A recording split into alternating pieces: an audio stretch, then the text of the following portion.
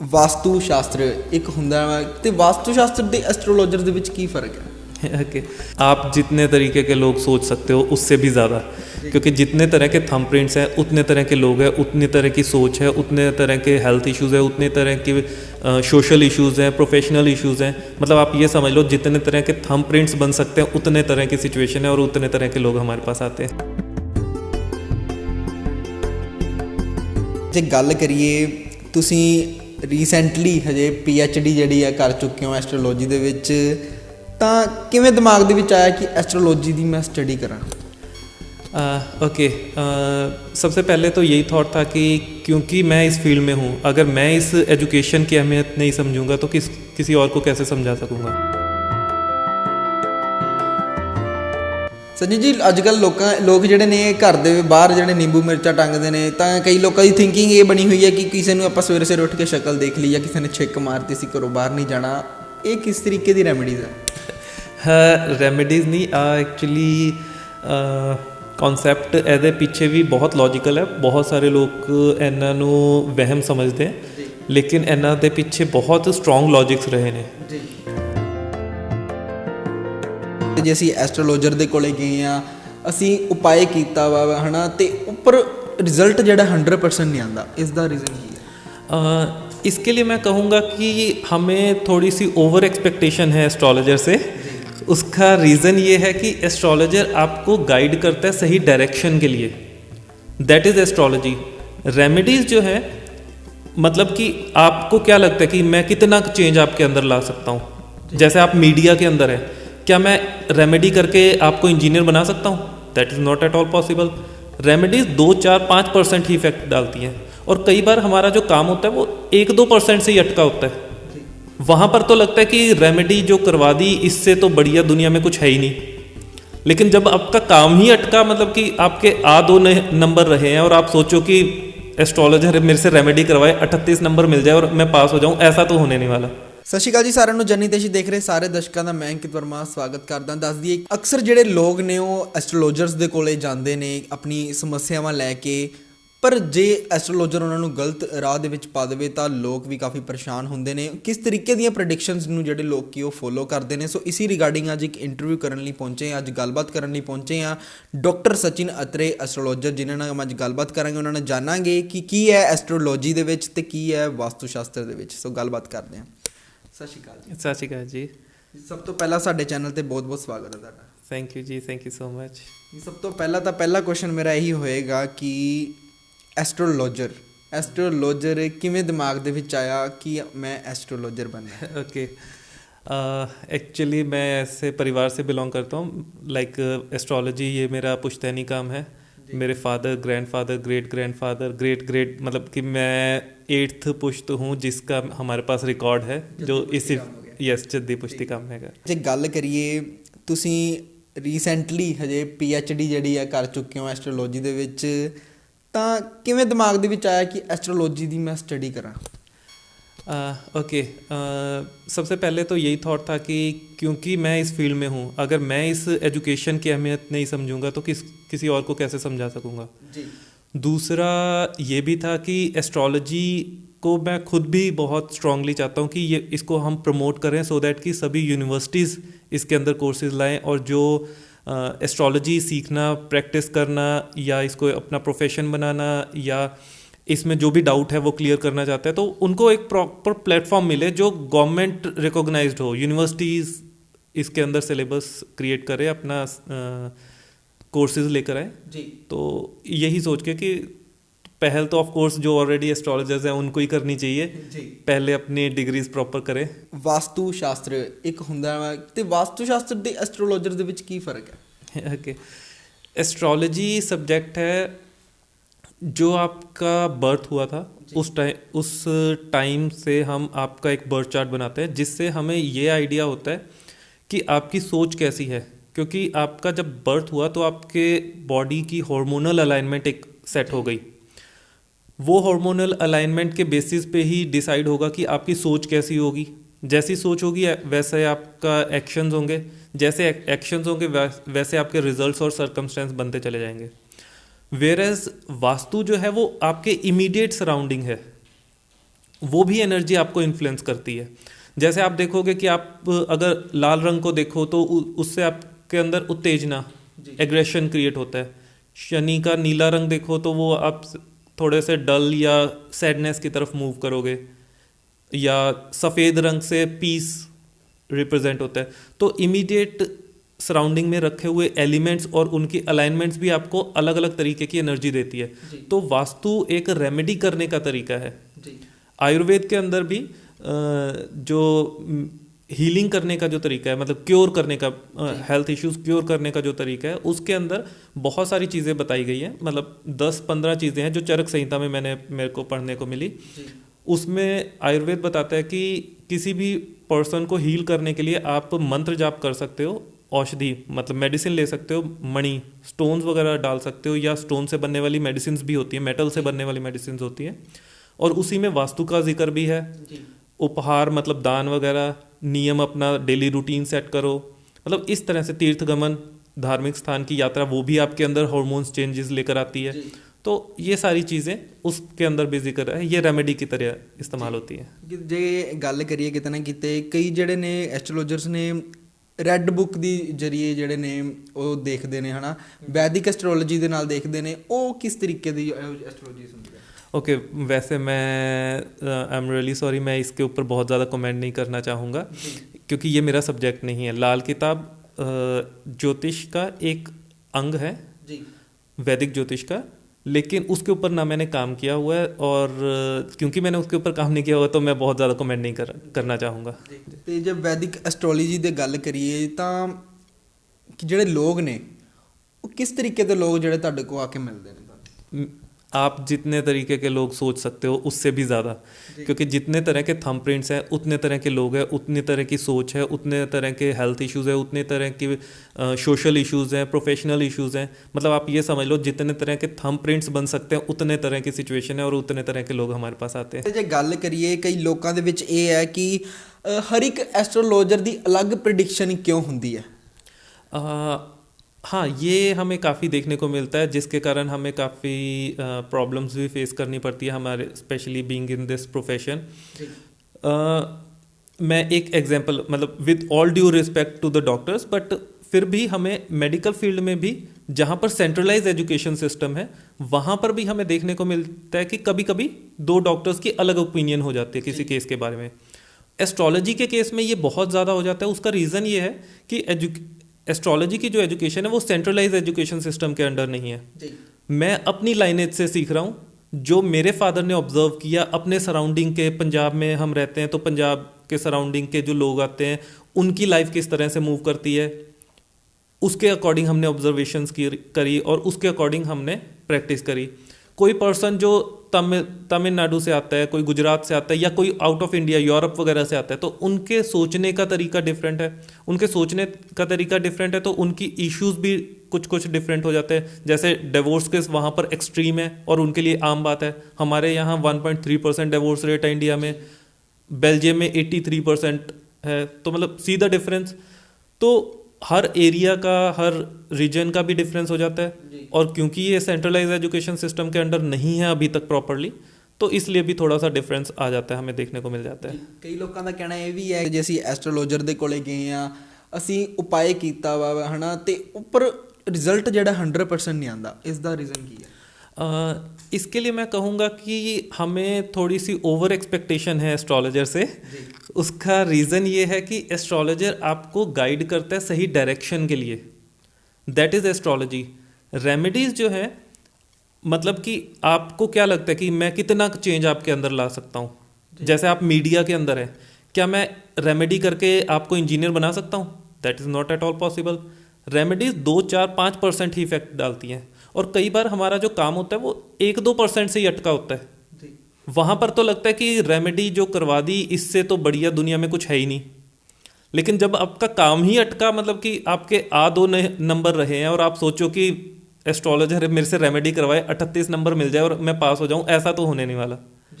तो जो आपकी बेसिक नेचर है वो आपकी नहीं बदलेगी। हाँ, 38 नंबर आ रहे हैं या 35 नंबर आ रहे हैं, 4-5 नंबर रेमेडी से मिल गए, मतलब थोड़ी सी एक्स्ट्रा एनर्जी मिल गई, हमें पास हो गए, यहाँ तक हो सकता है। ਤੁਸੀਂ PhD ਕਰ ਚੁੱਕੇ ਹੋ ਐਸਟ੍ਰੋਲੋਜੀ ਦੀ, ਹੈ ਨਾ, ਤਾਂ ਜਿਹੜੇ ਅੱਜ ਕੱਲ੍ਹ ਨੇ ਕਈ ਇਹ ਵੀ ਸੁਣਦੇ ਹਾਂ ਅਸੀਂ ਕਿ ਜਿਹੜੇ ਐਸਟਰੋਲੋਜਰ ਨੇ ਵਿਦਆਊਟ ਡਿਗਰੀ ਬਣ ਜਾਂਦੇ ਨੇ, PhD ਦੀ ਡਿਗਰੀ ਨਹੀਂ ਹੁੰਦੀ ਉਹਨਾਂ ਕੋਲ, ਐਸਟਰੋਲੋਜਰ ਉਹ ਕਿੱਦਾਂ ਬਣ ਜਾਂਦੇ ਨੇ? ओके जैसे मैंने पहले भी जिक्र किया कि इसका एस्ट्रोलॉजी में हमारे पास कोई एजुकेशन सिस्टम पहले था नहीं।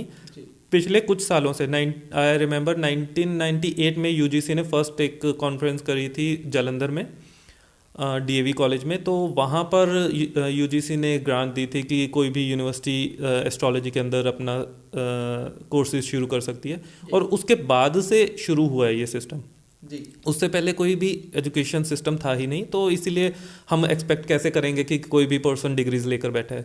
और क्योंकि ये अभी आया तो लोगों के अंदर जागरूकता आने में भी टाइम लगेगा। दैट्स व्हाई आई सेड ना कि बीइंग इन दिस प्रोफेशन मैंने PhD करी, तो एजुकेशन थी ही नहीं, तो फिर वो लोग कैसे करते। ਕਿ ਤੁਹਾਡੇ ਕੋਲ ਕੋਈ ਐਸਾ ਬੰਦਾ ਆਇਆ ਹੋਵੇ ਕਿ ਜਿਹੜਾ ਮਤਲਬ ਕਵੇ ਕਿ ਐਸਟਰੋਲੋਜਰ ਕੋਲੇ ਆਏ ਆ, ਕਿ ਜਿਵੇਂ ਕਿ ਸਮਝ ਲਓ ਇੱਕ ਬੰਦਾ ਡਾਕਟਰ ਕੋਲੇ ਦਵਾਈ ਲੈਣ ਜਾਂਦਾ ਤੇ ਉਹ ਕਹਿੰਦਾ ਕਿ ਤੁਹਾਡਾ 2 ਮਿੰਟ ਦੇ ਵਿੱਚ ਹੀ ਬਸ ਠੀਕ ਹੋ ਜਾਈਏ, ਤੇ ਤੁਹਾਡੇ ਕੋਲ ਕੋਈ ਐਸਾ ਕੇਸ ਆਇਆ ਹੋਵੇ, ਤੁਹਾਡੇ ਤੋਂ ਆਉਂਦੇ ਸਾਰੀ ਕਿਹਾ ਹੋਵੇ ਕਿ ਕਈ ਬੰਦੇ ਵੀ ਕਹਿੰਦੇ ਨੇ ਆਈ ਅਟੈਂਪਟ ਟੂ ਮਤਲਬ ਸੁਸਾਈਡ ਕਰ ਸਕਦੇ ਹਾਂ ਅਸੀਂ, ਇੱਦਾਂ ਦੀ ਚੀਜ਼, ਇਹ ਕੋਈ ਸਿਚੁਏਸ਼ਨ ਐਸੀ ਆ ਜਾਂਦੀ ਹੈ, ਤਾਂ ਉਸ ਨੂੰ ਕਿਸੇ ਤਰੀਕੇ ਨਾਲ ਮੈਨੇਜ ਕਰਦੇ ਹੋ ਤੁਸੀਂ?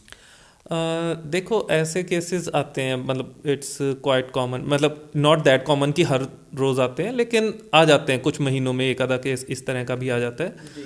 तो ऑफ कोर्स इंडिया के अंदर एस्ट्रोलॉजर एक साइकोलॉजिस्ट का भी काम करता है, तो हमें कुछ हद तक उनकी साइकोलॉजी समझ के उसको समझाना पड़ता है, उसकी काउंसलिंग करनी पड़ती है, कुछ रेमेडीज़ हमें हेल्प करती हैं, ठीक है। तो इस तरह से हम उनकी हेल्प करते हैं और उनको सही डायरेक्शन दिखाते हैं, क्योंकि ज़्यादातर लोग मिसकंसेप्शन में भी होते हैं, मतलब कि उनके अंदर एनर्जी है इंजीनियर बनने की और वो चाहते हैं कि मैं रॉक स्टार बन जाऊँ, बाहर से इन्फ्लुएंस हो गया। अब वो हो नहीं सकता, अब उसके पीछे वो दिन रात मेहनत कर रहा है, रिजल्ट मिला नहीं, डिप्रेशन में आ गया और सोच रहा है कि अब मैं सुसाइड कर लूँ। तो उसको सही डायरेक्शन दिखाना, एस्ट्रोलॉजी का मेन जो काम है वो यही है कि आपको आपसे मिलवाना, कि आपके अंदर क्या स्ट्रेंथ है, क्या वीकनेस है, क्या आपके ट्रेड्स हैं, और उसके अकॉर्डिंग चलो तो कोई प्रॉब्लम नहीं है जी। प्रॉब्लम तभी आती है जब हम ओवर एक्सपेक्टेशन रख लेते हैं, जब हम सोचते हैं कि मैं रॉक स्टार बन जाऊं, मैं फलाना बन जाऊं, दिखड़ा बन जाऊं। जो एनर्जी है उसको यूज़ करो जी। लोग ਮੈਡੀਟੇਸ਼ਨ ਕਰਦੇ ਨੇ ਜੀ, ਮੈਡੀਟੇਸ਼ਨ ਦੇ ਐਸਟਰੋਲੋਜੀ ਦੇ ਵਿੱਚ ਮਤਲਬ ਕਿ ਕੋਈ ਹੈਗਾ ਇਹਦੇ ਵਿੱਚ ਜ਼ਿਕਰ ਕਿ ਜਿੱਦਾਂ ਕੋਈ ਐਸਟਰੋਲੋਜਰ ਕੋਈ ਕਵੇ ਕਿ ਮੈਡੀਟੇਸ਼ਨ ਦੇ ਨਾਲ ਬੰਦਾ ਠੀਕ ਹੋ ਜਾਂਦਾ? Yes of course definitely. जैसे मैंने आपको पहले भी बताया कि हम यही स्टडी कर रहे हैं कि आपकी हार्मोनल अलाइनमेंट क्या है।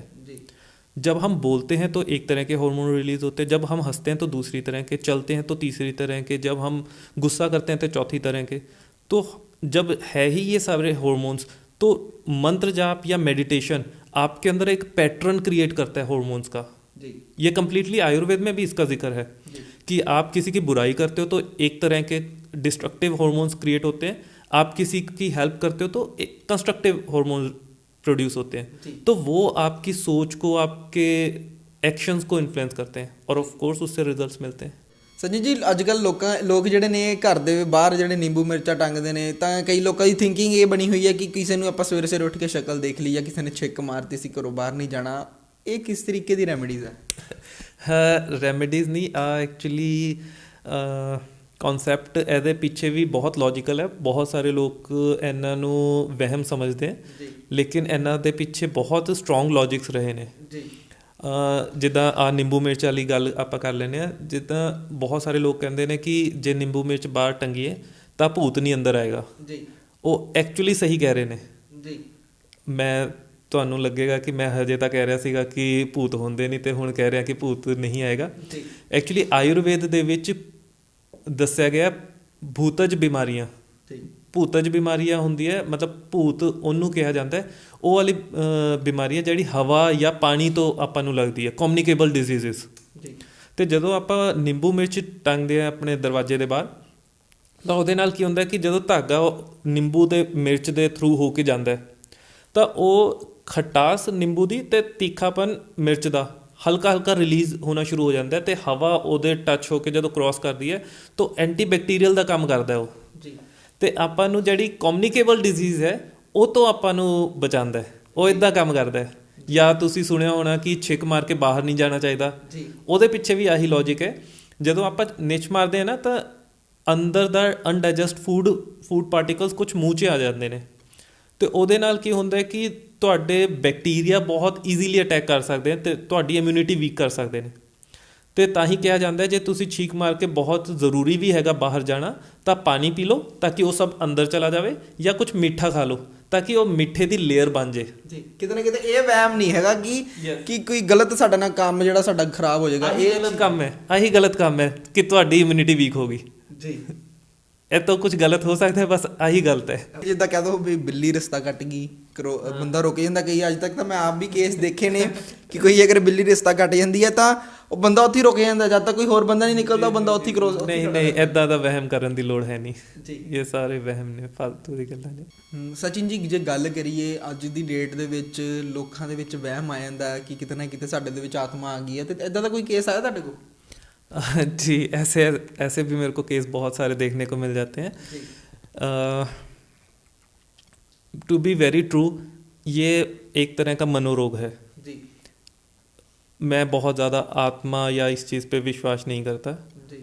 नो डाउट इट्स एनर्जी, जो हमारे अंदर वो एनर्जी है तो हम जी रहे हैं, सांस ले रहे हैं, और वो एनर्जी रिलीज़ होती है तो हम डेड हो जाते हैं। लेकिन अगर कोई कहे कि आत्मा चिमड़ गई या आत्मा ने मतलब भूत आ गया या साढ़े घर च घूम रही है, जी जी, ये होरोस्कोप में भी इस चीज़ का हम इफ़ेक्ट देखते हैं। होरोस्कोप में क्लियर दिखता है कुछ लोगों के इस तरह के कॉम्बिनेशंस होते हैं जिनको अक्सर इस तरह के वहम होते हैं, और कुछ लोगों के अक्सर हम देखते हैं कि राहु की दशा आती है। मतलब कि मैं आपको एक एग्जांपल देता हूँ, मतलब ये एक केस अभी कुछ टाइम पहले ही आया था। एक पर्सन था, वो मेरे को रिलीजियसली फॉलो करता था एस्ट्रोलॉजी में जी। तो और उनकी फैमिली में किसी को, फैमिली इन द सेंस कि उनके सिस्टर इन लॉ को यही प्रॉब्लम हुई कि आत्मा है या कुछ कर दिया या लाल छींटे दिख रहे हैं, लिपस्टिक से कुछ लिखा हुआ है, ये मतलब कि ऐसी वियर्ड चीज़ें जो देख के लगता है कि ये आदमी का काम नहीं है, वो एक्चुअली देखने में फील होता है। लेकिन मैंने उस पर्सन को समझाया कि ये कुछ नहीं है, ये मनोरोग है, और हमारी बॉडी, हमारे माइंड के अंदर इतनी एनर्जी होती है कि वो इतनी वियर्ड चीज़ें कर सकता है जो प्रैक्टिकली लगता है कि ये आम आदमी के बस की बात नहीं है, लेकिन वो मनोदशा ही है और कुछ नहीं है। और उस पर्सन ने मुझे फॉलो करना बंद कर दिया। लाइक उसने कहा कि नहीं, आत्मा होती है, आपने देखा नहीं है इसलिए आपको विश्वास नहीं है। और कुछ टाइम के बाद जब उसकी राहु की दशा ख़त्म हुई, उसने वापस विश्वास करना शुरू कर दिया, और उसने वापस आ गया कि हाँ आप सही कह रहे थे, बस वो मेंटल कंडीशन थी और अभी उसका ट्रीटमेंट हो रहा है, अभी वो ठीक है काफ़ी, और अब सिचुएशन कंट्रोल में है। वो पूरी तरह से वो पर्सन ही करती थी। तो इस तरह के केसेस होते हैं, बट वो मानसिक स्थिति है, उस पर हमें उस तरीके से ही हैंडल करना चाहिए। काउंसलिंग एक तरीका हो सकता है। ऑफ कोर्स आपको डॉक्टर को कंसल्ट करना चाहिए इस प्रॉब्लम के लिए। मेडिटेशन एक बहुत अच्छा सहारा हो सकता है, और एस्ट्रोलॉजिकल रेमेडीज़ भी होती हैं इसके लिए, और आपको काउंसलिंग बहुत एक अच्छा तरीका हो सकता है, क्योंकि जब तक आप सामने वाले की परेशानी सुन लोगे ना तो आधी परेशानी तो वैसे ही डिज़ोल्व हो जाती है। तो काउंसलिंग एक बहुत अच्छा तरीका हो सकता है इससे निपटने के लिए। ਸਚਿਨ ਜੀ, ਕੋਈ ਜੀ ਤੁਸੀਂ PhD ਕੀਤੀ ਹੈ, ਕੋਈ ਵੀ PhD ਕਰ ਸਕਦਾ ਵਾ ਐਸਟ੍ਰੋਲੋਜੀ ਦੇ ਵਿੱਚ? ਜੀ ਕੋਈ ਵੀ ਕਰ ਤਾਂ ਸਕਦਾ, ਲੇਕਿਨ ਉਹਦੇ ਲਈ ਹੋਰ ਬਹੁਤ ਰਿਕੁਆਇਰਮੈਂਟਸ ਨੇ। ਐਲੀਜੀਬਿਲਿਟੀ ਹੁੰਦੀ ਹੈ, ਕ੍ਰਾਈਟੇਰੀਆ ਹੁੰਦਾ।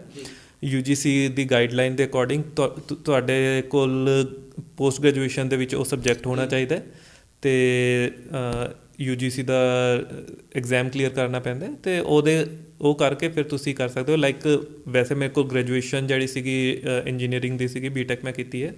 ਉਸ ਤੋਂ ਬਾਅਦ MPA ਕੀਤੀ, ਫਿਰ ਮੈਂ ਡਿਪਲੋਮਾ ਇਨ ਫਲਿਤ ਜੋਤਿਸ਼ ਕੀਤਾ ਸੀਗਾ ਉੱਤਰਾਖੰਡ ਯੂਨੀਵਰਸਿਟੀ ਤੋਂ। ਉਸ ਤੋਂ ਬਾਅਦ ਫਿਰ ਮੈਂ ਇੱਥੇ MA PhD ਇਕੱਠਾ ਇੱਕ ਇੰਟੀਗ੍ਰੇਟਿਡ ਕੋਰਸ ਸੀਗਾ, ਉਹ ਜੁਆਇਨ ਕੀਤਾ, ਅਤੇ ਉਹਦੇ ਵਿੱਚ ਮੈਂ PhD ਕੀਤੀ। ਜੀ, ਇੰਜੀਨੀਅਰ ਤੁਸੀਂ ਕਿਹਾ, ਇੰਜੀਨੀਅਰਿੰਗ ਕੀਤੀ ਹੈ, ਮਤਲਬ ਇੰਜੀਨੀਅਰ ਦੇ ਵਿੱਚ ਫਿਰ BTech ਕਰਕੇ ਇੰਜੀਨੀਅਰਿੰਗ ਦੇ ਵਿੱਚ ਕਿਉਂ ਨਹੀਂ ਗਏ ਤੁਸੀਂ?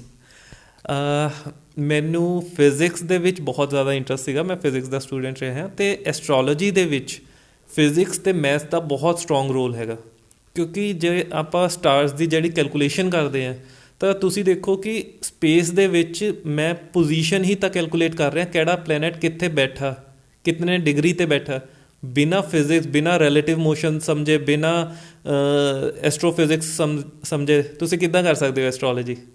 ਠੀਕ ਹੈ। ਉਹਦੇ ਲਈ ਫਿਜ਼ਿਕਸ ਮੈਥਸ ਬਹੁਤ ਇੰਪੋਰਟੈਂਟ ਸਬਜੈਕਟ ਹੈ ਅਤੇ ਮੇਰਾ ਇੰਟਰਸਟ ਸੀਗਾ ਫਿਜ਼ਿਕਸ ਦੇ ਵਿੱਚ ਅਤੇ ਮੈਂ ਇੰਜੀਨੀਅਰਿੰਗ ਕੀਤੀ। ਫਿਰ ਕਿਉਂਕਿ ਇਸ ਫੀਲਡ 'ਚ ਤਾਂ ਆਉਣਾ ਹੀ ਸੀਗਾ, ਕਿਉਂਕਿ ਪੁਸ਼ਤੈਨੀ ਕੰਮ ਹੈਗਾ, ਤਾਂ ਐਸਟਰੋਲੋਜੀ ਦੇ ਵਿੱਚ ਆ ਗਿਆ। ਸਚਿਨ ਜੀ, ਜੇ ਗੱਲ ਕਰੀਏ ਅਸੀਂ PhD ਜਿਹੜੀ ਹੁੰਦੀ ਆ ਅਲੱਗ-ਅਲੱਗ ਟੌਪਿਕ ਦੇ ਉੱਤੇ ਹੁੰਦੀ ਆ, ਅਤੇ ਤੁਸੀਂ ਕਿਹੜੇ ਟੌਪਿਕ ਦੇ ਉੱਤੇ PhD ਕੀਤੀ ਹੈ? जी, मेरा एस्ट्रोलॉजी के अंदर जो टॉपिक था वो था विवाह मिलापक में मंगल दोष का प्रभाव। ये स्पेसिफिक टॉपिक था। बेसिकली मैं आपको थोड़ा सा क्लियर बता देता हूँ। ये टॉपिक है कि जब हम जैसे कुंडली मिलान करते हैं, लड़का लड़की की शादी करते हैं, उसके लिए हम कहते हैं ना कि कुंडली मिलवाने जा रहे हैं, तो उस सब्जेक्ट के ऊपर है कि मैं इस स्टडीज़ में मैंने ये स्टडी किया है, ये टॉपिक पे स्टडी किया है कि कैसे हम गाइड कर सकते हैं किसी भी पर्सन को कि उसकी मैरिड लाइफ सक्सेसफुल होने की कितनी प्रोबेबिलिटी है। इस टॉपिक के ऊपर मेरी PhD है। ਸਚਿਨ ਜੀ, ਇੰਡੀਆ ਤੋਂ ਇਲਾਵਾ ਤੁਸੀਂ ਫੋਰਨ ਕੰਟਰੀਜ਼ ਦੇ ਵਿੱਚ ਵੀ ਜਾ ਕੇ ਐਸਟਰੋਲੋਜੀ ਦਾ ਕੰਮ ਕੀਤਾ?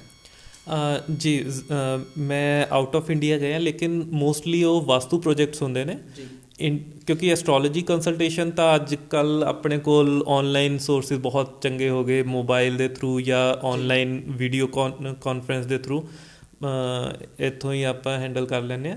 ਲੇਕਿਨ ਵਾਸਤੂ ਲਈ ਆਫ ਕੋਰਸ ਮੈਨੂੰ ਜਾਣਾ ਪੈਂਦਾ, ਅਤੇ ਮੈਂ ਇੰਡੀਆ 'ਚ ਵੀ ਹਰ ਥਾਂ 'ਤੇ ਅਤੇ ਆਊਟ ਆਫ ਇੰਡੀਆ ਵੀ ਟਰੈਵਲ ਕਰਦਾ ਉਹਦੇ ਲਈ। ਜੀ ਜੀ, ਅਤੇ ਹੁਣ ਆਖਰੀ ਕੁਐਸਚਨ ਇਹ ਹੈ ਕਿ ਤੁਸੀਂ ਸਾਡੇ ਚੈਨਲ ਦੇ ਜ਼ਰੀਏ ਲੋਕਾਂ ਨੂੰ ਕੀ ਮੈਸੇਜ ਦੇਣਾ ਚਾਹੁੰਦੇ ਹੋ ਕਿ ਜਿਹੜੇ ਨੇ लोग एस्ट्रोलॉजर को आने तो भी डरते हैं कि कितने सानू गलत राह ना पा दें? जी, मैं यही सबको मैसेज देना चाहूँगा कि सबसे पहले तो अपने माइंड से ये मिसकंसेप्शन को दूर कीजिए कि एस्ट्रोलॉजर आपका भाग्य बदलने का काम नहीं करता। एस्ट्रोलॉजर आपको सही डायरेक्शन देने का काम करता है। मतलब कि आपको ये बता सकता है कि आप इस रास्ते पे चलेंगे तो कामयाब होंगे, इस रास्ते पे आपको स्ट्रगल फेस होगी। लेकिन अगर आप ये सोचो कि एस्ट्रोलॉजर के पास आ गए और वो मंत्र पढ़ेगा और फूंक मारेगा और उसके साथ ही आपका भाग्य बदला जाएगा, तो वो बिल्कुल नहीं होने वाला। फिर आप गलत फहमी में एस्ट्रोलॉजर के पास आए हो और फिर तो आप मिसगाइड होंगे भी, और बेसिकली उस मिसगाइडेंस का इनिशियल स्टेप तो आपने ही उठाया है।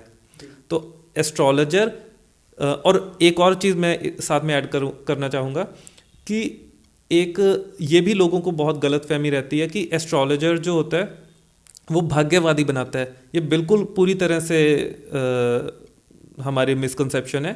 एस्ट्रोलॉजर आपको कर्मवादी बनाता है, क्योंकि हम ये बताते हैं कि आपको क्या काम करना चाहिए, कब करना चाहिए। ये नहीं बताता कि आप काम छोड़ के बैठो। तो जो एस्ट्रोलॉजर है वो कर्मवादी बनाता है, ना कि भाग्यवादी। तो इस चीज़ का भी ध्यान रखना चाहिए। Thank you.